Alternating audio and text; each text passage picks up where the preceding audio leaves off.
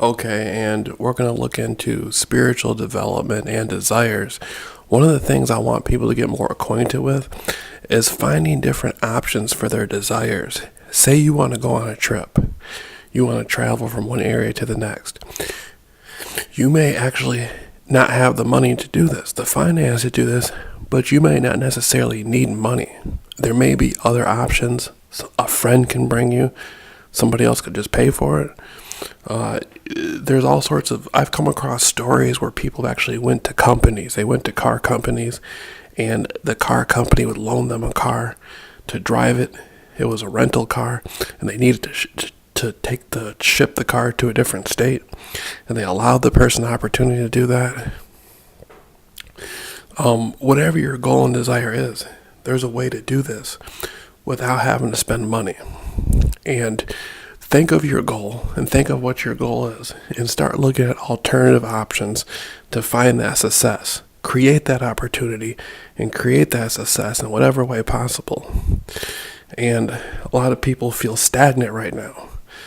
They feel as though the money they need is not going to come, and they only know one way to get the money, and there's no other way to do it. And when money doesn't even, you might not even need money. And if you do need money, the way you need to get it, there might be multiple other ways. And there's nothing bad about money.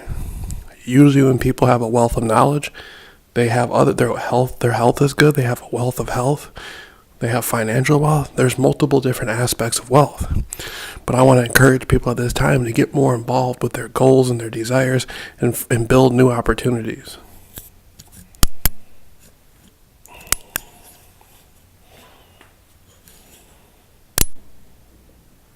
Okay, and at this time I would like to welcome all the listeners to Jameel Rawls Studies.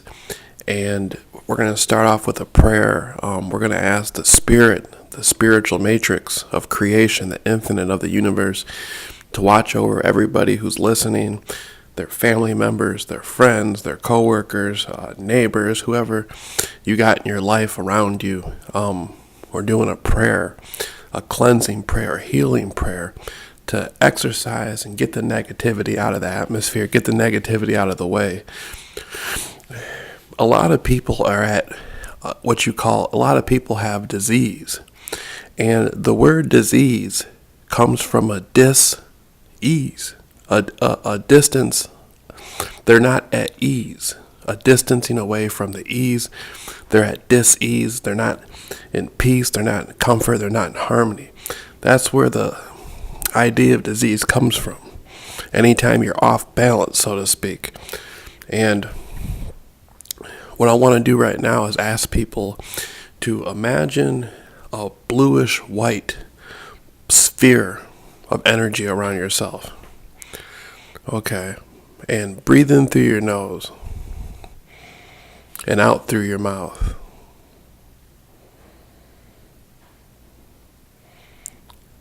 You can have your eyes open while you're doing this, but closing your eyes, it will go a long way. If you could just relax for about a minute. Put this on pause, and just relax for a minute. And breathe in through your nose, out through your mouth. And then try breathing through your mouth and out through your nose a few times. Do this for a minute. Take some deep breaths. Most people don't get enough oxygen. They don't breathe. They're not working with the atmosphere, working with nature enough. Get more involved. Get some really deep breaths of oxygen. Open your mind up.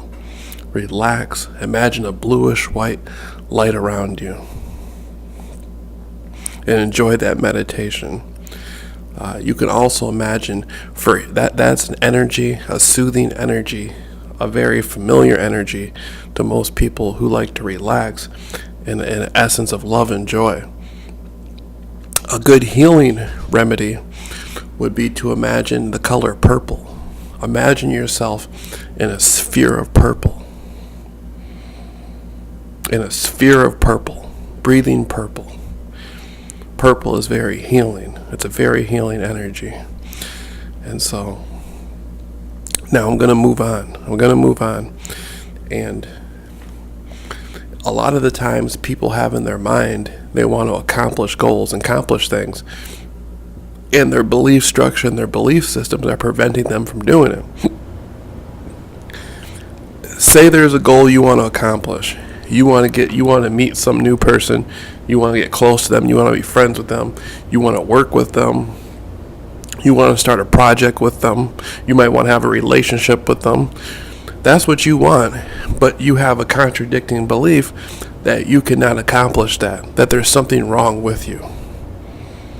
Okay. Most people will never get to enjoy this wish that they have. They will never get to have this business partner or create this project or have this friend or a lover or whatever because they have two contradicting belief systems.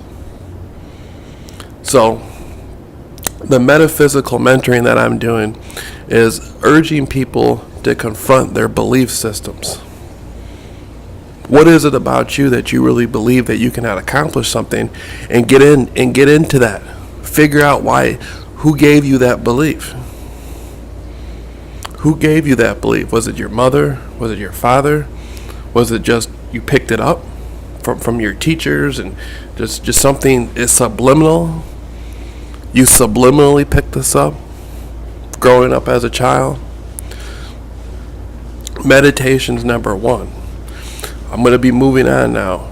We're going to look at mantra work. Over the last year, I've done a lot of mantra work. There was about 20 different women that I was talking to doing channeling sessions and doing mantra work. And I would sit there and speak with them over the phone, and they would all be frustrated, angry, depressed, some of them suicidal, some of them homicidal.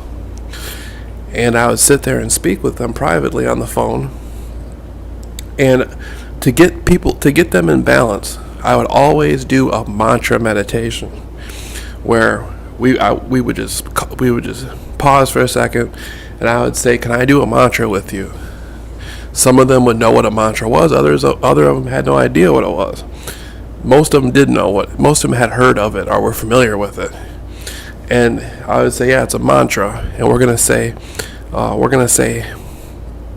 do 10 mantras.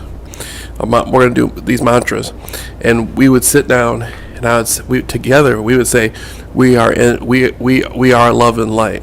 We are love and light. We are love and light. We are love and light. We are love and light. We are love and light. We are love and light. We are love and light. We are love and light. We are love and light. What that would do is that would energetically raise their vibration. It would take the fear out of them, the anger, the hostility, the stress. Instead of smoking a cigarette, do a mantra. Instead of drinking a beer, do a mantra. Instead of smoking marijuana 5 times a day, try a mantra 5 times a day. Or smoke marijuana once a day and try that mantra 4 times. I don't smoke marijuana, but I come across a lot of people who do, and I never frown on anybody for that. But I always tell them a lot of times these substances you're using are artificial, are artificial constructs for something you can do naturally. I started doing this mantra work. People stopped drinking. People stopped smoking. People were so happy. There was a woman who was running a shop. She was a business owner, and she had nobody she could talk to. And I said, "You know what? I'm a metaphysical expert. That's what I do. I'm into all different kinds of subjects, but metaphysics is one of my favorite." And I sat down and talked with her. She eventually got her shop back going. She got her house. She was struggling. She didn't know where she was going to live. She got a house close to her shop, and she got her shop back going like she wanted to be going. It was falling apart. She had a guy who was leeching off of her, taking money from her, and the shop was going downhill. The mantra work brought it back together. I didn't do it. The power of the infinite did it. Okay, so meditation, the light meditation, the color meditation, the mantra work, the prayer work is number one. Then coming back to the belief structure, as we start off with The word disease is a dis-ease, a dis of ease. Getting into the structure of why do we feel the way we feel about certain things or certain people. Why some people feel inadequate, some people, you can look at them, they feel very confident. And that's a wonderful thing. A lot of the people who are very confident, they've been told that they can accomplish certain things over and over and over again. It's like the placebo effect. You take there's doctors out there who have miraculously healed people with sugar water. They put a sugar cube in some water, give it to the person, and say this is a new serum, it's a new formula, it's gonna heal you. The person drinks the water and you know what? They get healed from it. Then the doctor eventually sometimes tells them there was nothing in there. You just drank all you did was drink some sugar water. And you'd be surprised the reaction. These people can't believe it. That's called the placebo effect. It is real. There's been people out there who have multiple personalities, where there's one personality and it's fractured like a pie. And some of these personalities don't even know they're there. There's been some of these people who have had HIV. They've had cancer. They've had other sorts of ailments and diseases.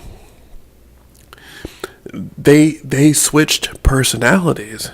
And when they switched personalities, the disease disappeared. There's been people who switch personality and their eye color changes.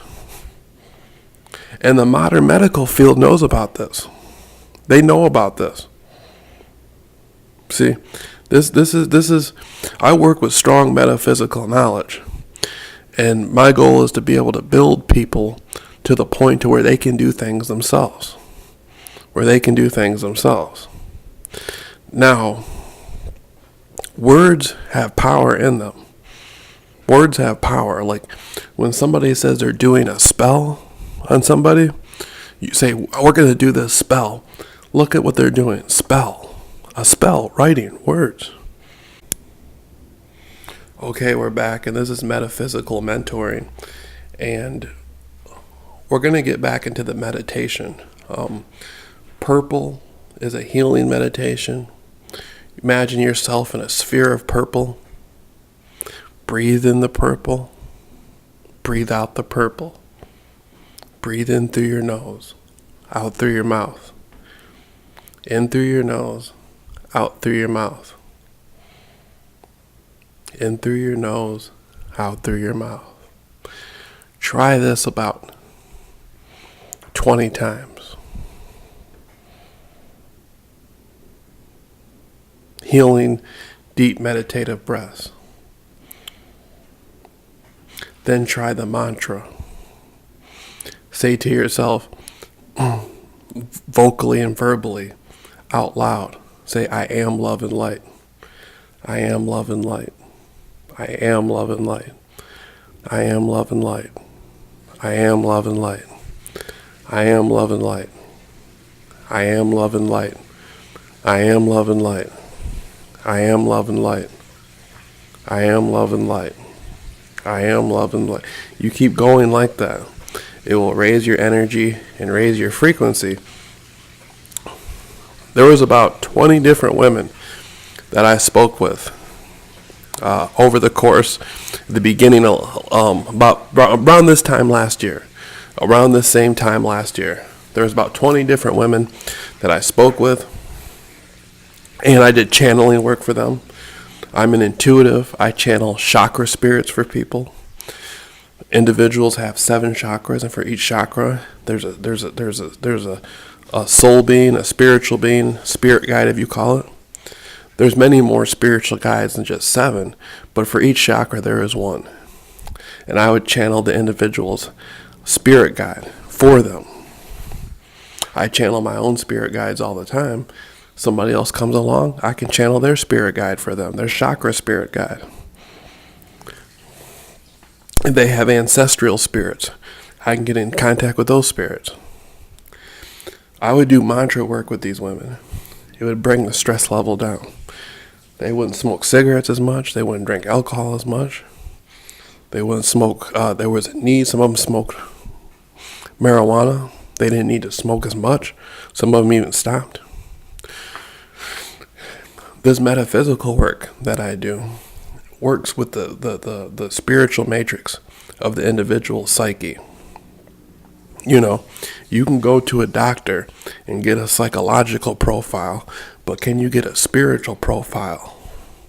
And that's what I do. I sit back, listen to the person, do the inventory with the person, learn about what's happened in their past, learn about where they're at right now, and talk about where life is going in the future. And right now, the medical clinic is not providing enough information for people to metaphysically get healthy, to spiritually get healthy. You have spiritual intelligence, emotional intelligence, and you have to unite this with mental intelligence. Most people are only using mental intelligence. So in the metaphysical work I do, I like to focus on spiritual intelligence, emotional intelligence, and get that metaphysical grounding that people need. Get that metaphysical grounding. People go to a doctor. They say that there's something going on in their life. They're hearing noises at night. They've seen things at night. Between 12 and 3 a.m. is when the pineal gland is the most open. The pineal gland is most open between 12 and 3 a.m. Okay, the pineal gland produces dimethyltryptamine. That's a psychedelic stimulant. People who smoke ayahuasca get the dimethyltryptamine. Your pineal gland is the crown chakra, the seventh chakra. That's the gateway to super consciousness. So at night, between 12 and 3 a.m., if the person's not in a deep sleep having a lucid dream, they're in a waking state, connecting to the super consciousness. And so you go to a doctor's not going to sit there and say, wait a minute, you're having a side effect from super consciousness. They're not going to tell you that. They may tell you to relax a little bit and get some exercise, or they may try to prescribe you with a medication based off a diagnosis that is unneeded. So a lot of people are coming to me feeling like there's something wrong with them, and there's nothing wrong with you. Now, there's another meditation that's a wonderful meditation. It's meditating with a blue and white light around you. Meditate with a blue and white light around you. And you can say, I am love and light. Or you can say, I am in the light. Or you can come up with a completely new mantra. You can say, the world is going in a perfect place. The world is going in a perfect place. The world is a better place. The world is a better place. Over time, over the next few weeks, you'll be more aligned with the planetary consciousness that is on that level. You'll be more aligned with the planetary consciousness that is on that level. And you can make your way into that world. So, if you feel your energy is dragging, just lighten up. Do some mantra work, do some meditation work. Get more in touch with yourself. If you're familiar, I'd like people to go online or go to the bookstore and look up some of Abraham Maslow's work on peak experience. And he was ahead of his time, and he put some real groundwork for people back in the 1960s. And people would have venting sessions where if two people had some animosity with each other, they would come together and have a venting session.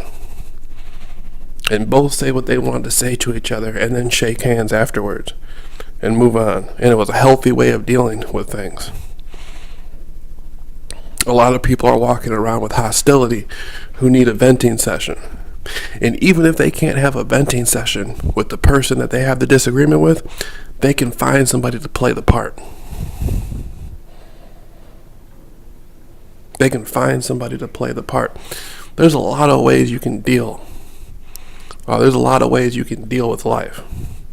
So, now this is Jameel Rawls studies, and we're looking at dis-ease. Disease, it's a distance, a dis of the ease. People need to be more at ease, more at peace, more grounded. And picture your aura, picture your energy.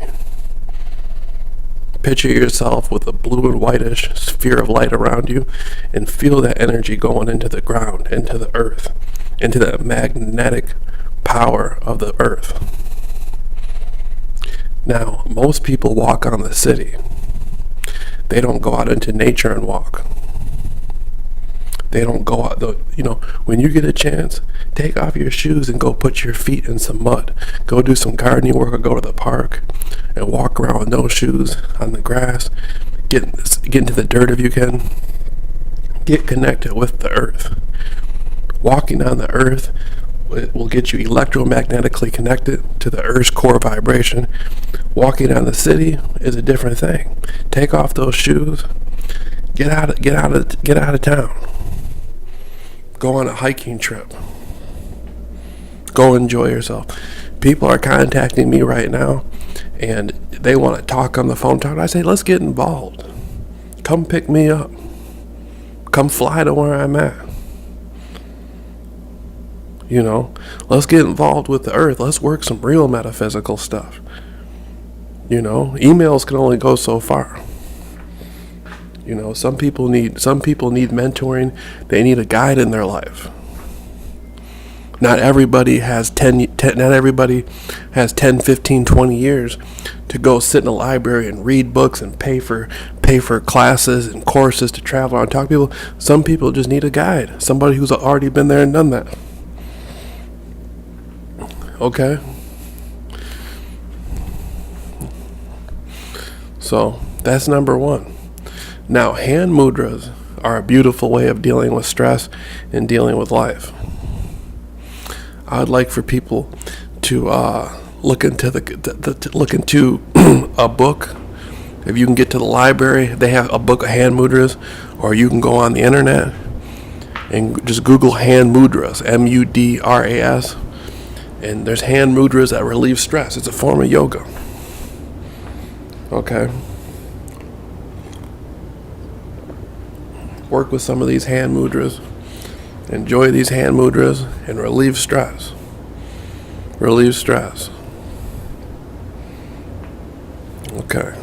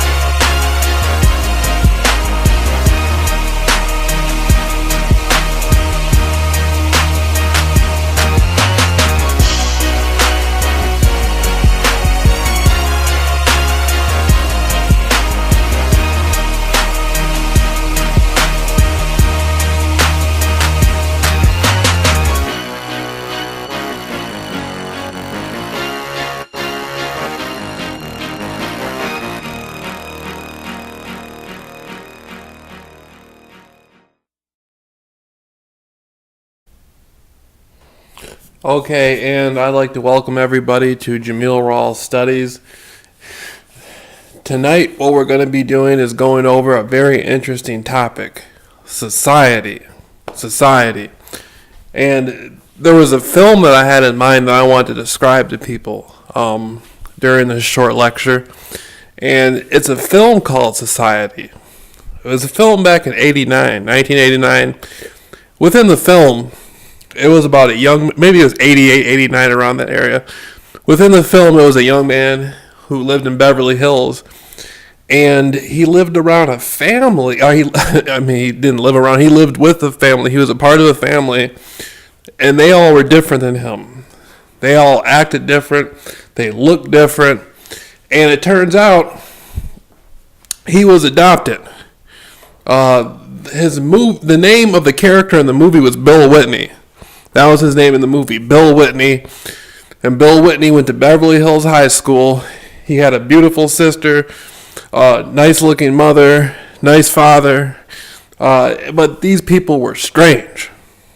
Right? So Bill Whitney had a friend who was recording these people's conversations, and he brought it back and showed him how strange the family really was. And the family, in the end of the film, you see how they invite him to some sort of party. He ends up at a party, and all these people are there, and they're all the ones running the town that he's in.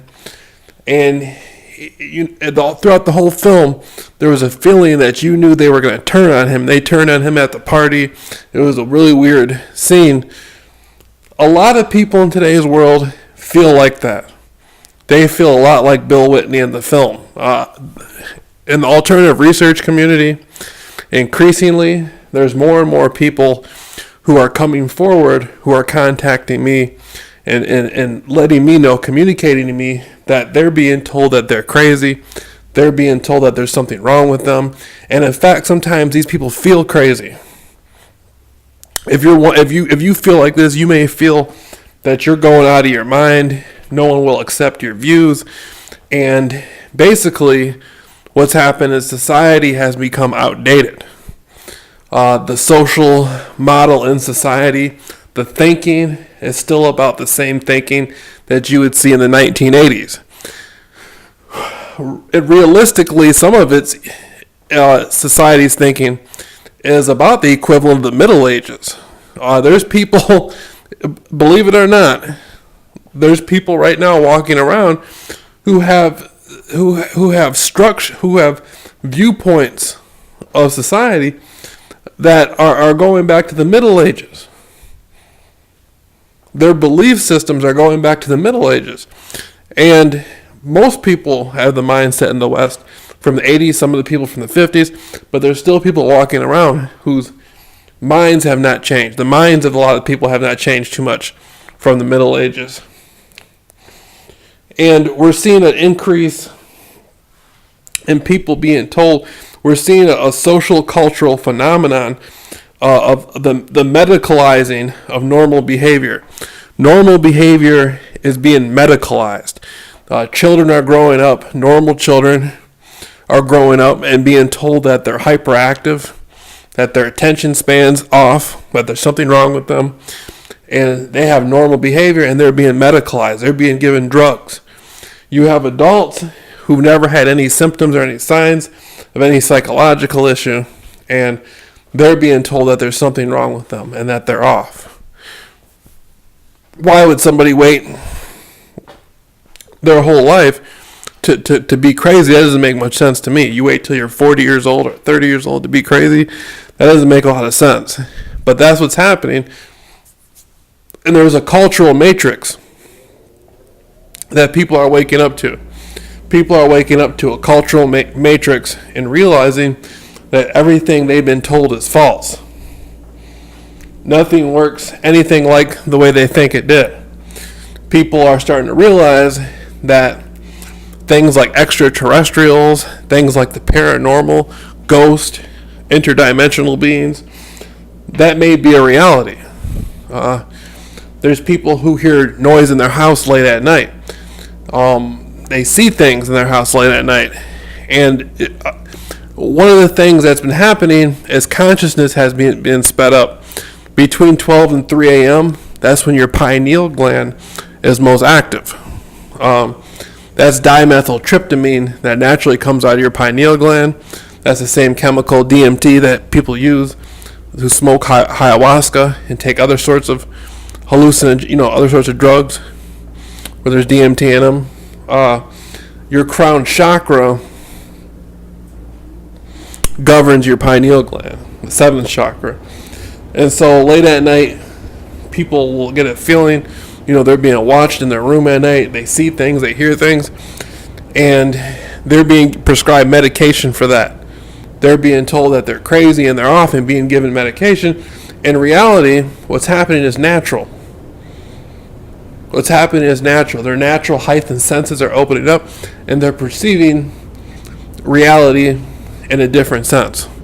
The things that were not seen before, now they're seeing. People are talking about parapsychology now. And parapsychology is a subject that I love. I really love parapsychology. Parapsychology is the study of the paranormal. Telekinesis, remote viewing. One of the aspects of parapsychology that I love is retrocognition. Retrocognition is the ability to be able to see into the past, to look at pictures or hear stories and make out scenarios in your mind of events that happened in the past. I love retropsychology. That's retrocognition. I'm sorry, retropsychology, retrocognition. Then you have precognition. Precognition is a sense of the future. Retrocognition is a sense of the past. So retrocognition, viewing the past, looking at pictures, listening to stories, and you can make out events. And you'll be psychic, using remote. This is a form of remote viewing. And people may say, how did you know that? How did you know what happened back in 1954 or 1928 or 18? How did you know that? How did you know what happened back in 1968? You weren't there. You may be researching, but through retrocognition, you're using heightened senses to figure things out. Your consciousness is touching that dimension of reality. And the past is in the now. The past and the future are both perspectives of the now. You can't prove the past exists and you can't prove the future exists. No matter how many artifacts you have or pictures you have or evidence you have, you're showing it in the now.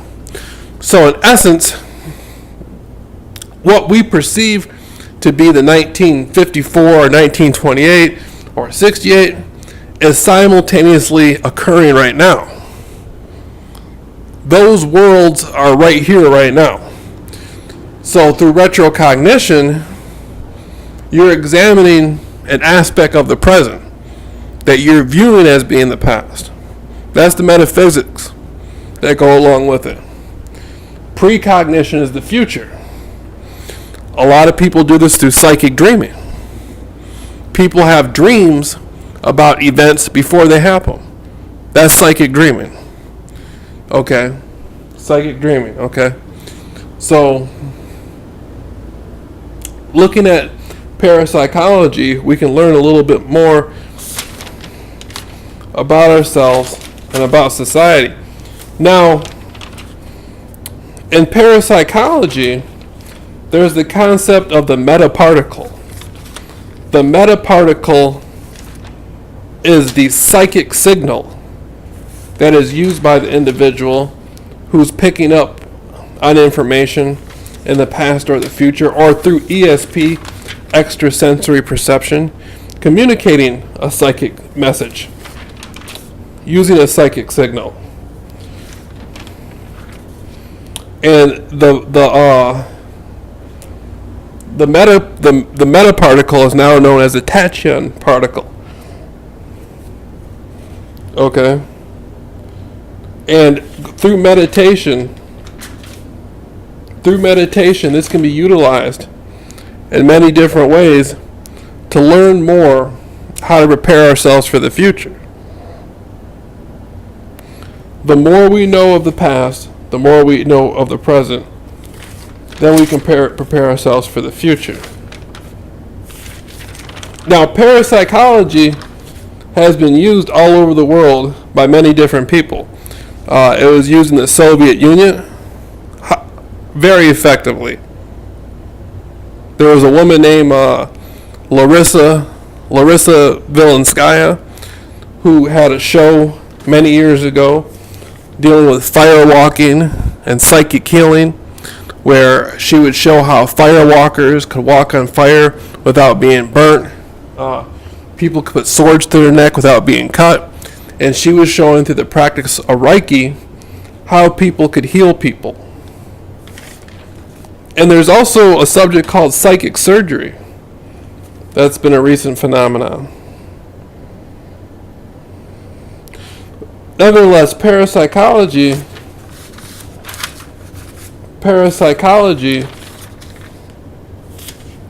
is used as an investigative tool as well.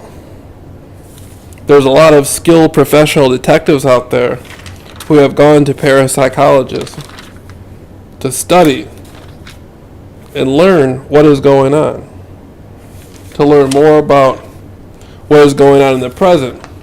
Now, the energy that's used is called psychoenergetic. You're becoming psychoenergetic. So this is a psychoenergetic phenomenon. Now, I experience a lot of intuitive insights, and I've been able to maximize that through theta wave meditation. Sitting down and listening to the binaural beats of theta music has helped me to open my mind more and more and more to be more intuitive. Okay? And the ability to do that your psychic signals go out in pulses. Going back to what we were talking about, the tachyon particle. Now, tachi in Greek means rapid. Okay, tachi means rapid. So you're sending out, your brain is sending out a rapid signal to the universe. Okay, and at the atoms, the molecular universe is broken down into atoms, and the atoms are made out of oscillating energy grids. It's an oscillating energy grid that's pulsing through the universe. Okay. And going back to what we were originally saying, a lot of people coming out and learning about the paranormal, learning about psychic ability, and they're being told, some of these people are being told that they're psychologically off. Some of them are even being told that they're schizophrenic. Schizophrenic means split mind. Okay. That's what schizophrenic actually means, is to have a split mind. Okay. So most of the people who are experiencing this paranormal activity, they're absolutely regular, everyday people who are experiencing the world as it really is. There's nothing truly wrong with them.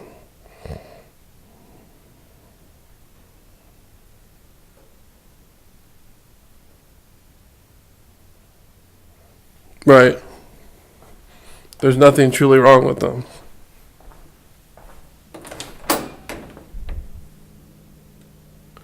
And so, right now as I'm speaking, I'm just looking through a book, some writings that I was doing, a small book that I was in the process of writing. And so I'm getting more in touch with my listeners, getting more in touch with the people that I come across. A lot of the people that are listening to this are people that have reached out to me for help. I'm doing metaphysical mentoring, and I'm giving people information they can use to go learn more about themselves and more about the world that they're in. Now, one of the things that people are going through right now is an identity crisis. People are having an identity crisis. They're not sure who they are. They're not sure what they're striving for, or what they could be, or what they want to be. And it's frustrating to watch. Oftentimes, I'll go out into the public and I'll pick up on people, I'll see people, and by the texture of their skin, I know where they're at in their life. They look uncertain, they look unsure of themselves, and a lot of times they are. They're very unsure or very uncertain of themselves, and a lot of them have the ability to catch up, but they're afraid to. They want the approval. People are after all this little approval. They want approval from their friends. They want approval from the women around them or the men around them, or they want to feel like they're on top of the game. A lot of them are sociopathic. If they're not sociopathic, they're still playing some sort of game with themselves. And they're not being honest. They don't have the honest integrity with themselves at what they should have. They don't have the honest integrity with themselves like they should. And so people are afraid to open up and admit that there's more to reality than what they've been admitting to themselves. We're seeing this right now more and more with the phenomenon of flying saucer type craft. And, we can see that the world is going to a completely different place than what it was before. Everybody's online. They're on the internet. Everybody's communicating with each other. And